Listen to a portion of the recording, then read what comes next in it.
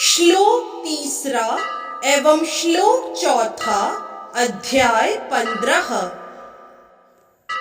न रूपमस्येह तथोपलभ्यते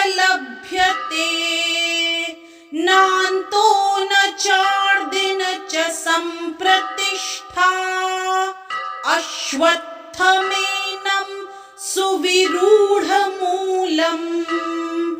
असंगशस्त्रेण दृढेन छित्त्वा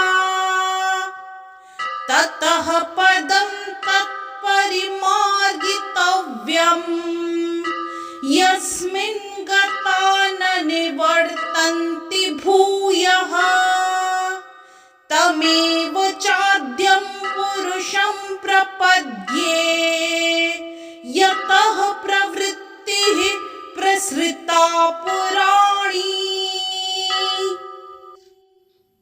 इस श्लोक के संदर्भ में एक दोहा प्रस्तुत है।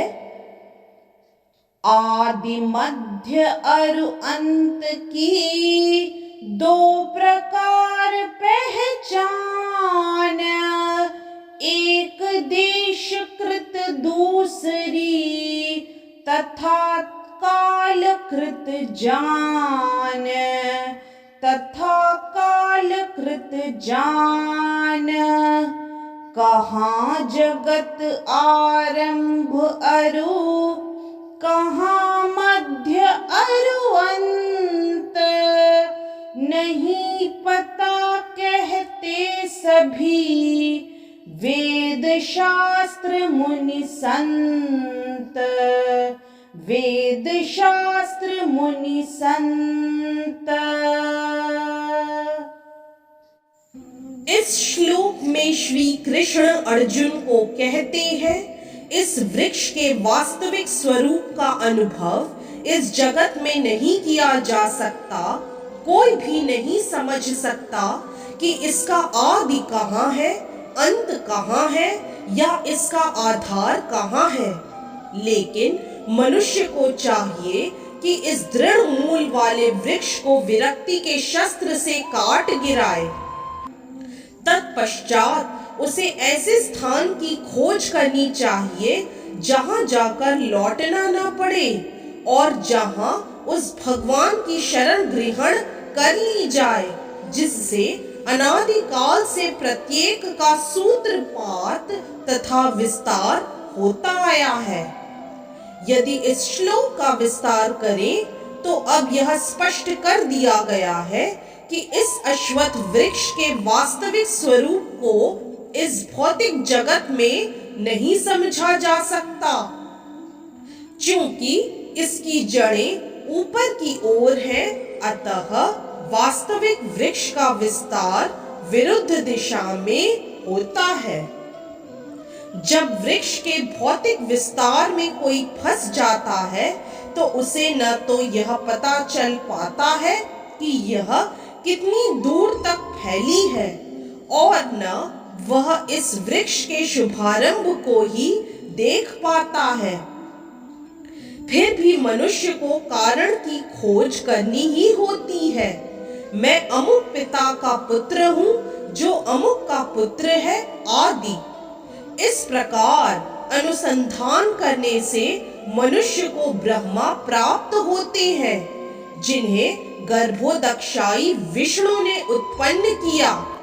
इस प्रकार अंततः भगवान तक पहुंचा जा सकता है जहां सारी गवेषणा का अंत हो जाता है। मनुष्य को इस वृक्ष के उद्गम परमेश्वर की खोज ऐसे व्यक्तियों की संगति द्वारा करनी होती है जिन्हें उस परमेश्वर का ज्ञान प्राप्त है। इस प्रकार ज्ञान से मनुष्य धीरे धीरे वास्तविकता के इस छद्म प्रतिबिंब से विलग हो जाता है और संबंध विच्छेद होने पर वह वास्तव में मूल वृक्ष में स्थित हो जाता है। इस प्रसंग में असंग शब्द अत्यंत महत्वपूर्ण है, क्योंकि विषय भोग की आसक्ति तथा भौतिक प्रकृति पर प्रभुता अत्यंत प्रबल होती है। अतएव प्रामाणिक शास्त्रों पर आधारित आत्मज्ञान की विवेचना द्वारा विरक्ति सीखनी चाहिए और ज्ञानी पुरुषों से श्रवण करना चाहिए। भक्तों की संगति में रहकर ऐसी विवेचना से भगवान की प्राप्ति होती है। तब सर्वप्रथम जो करणीय है वह है भगवान की शरण ग्रहण करना।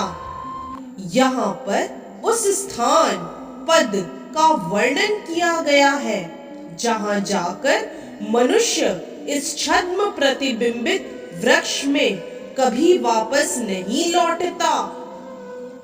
भगवान कृष्ण वह आदि मूल है जहाँ से प्रत्येक वस्तु निकली है। उस भगवान का अनुग्रह प्राप्त करने के लिए केवल उनकी शरण ग्रहण करनी चाहिए, जो श्रवण, कीर्तन आदि द्वारा भक्ति करने के फल स्वरूप प्राप्त होती है। वे ही भौतिक जगत के विस्तार के कारण है। इसकी व्याख्या पहले ही स्वयं भगवान ने की है। अहम सर्वस्य प्रभावः, मैं प्रत्येक वस्तु का उद्गम हूँ। अतएव इस भौतिक जीवन रूपी प्रबल अश्वत्थ के वृक्ष के बंधन से छूटने के लिए कृष्ण की शरण ग्रहण की जानी चाहिए। कृष्ण की शरण ग्रहण करने ही मनुष्य स्वतः इस भौतिक विस्तार से विलक हो जाता है।